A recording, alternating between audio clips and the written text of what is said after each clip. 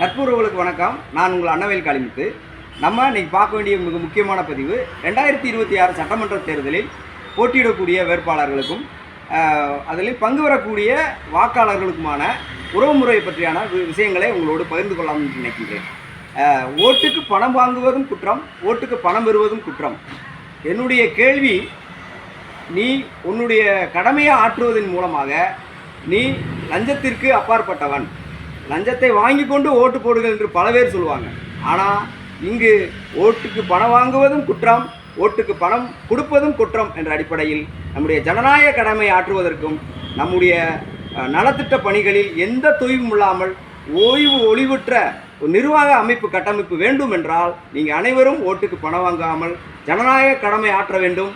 பெற்றுத்தந்த சுதந்திரத்தை பேணி பாதுகாப்பதற்கு நாம் அனைவரும் ஒத்துழைப்பு நல்க வேண்டும் என்று வேண்டி விரும்பி கேட்டுக்கொள்கிறேன். நன்றி, வணக்கம்.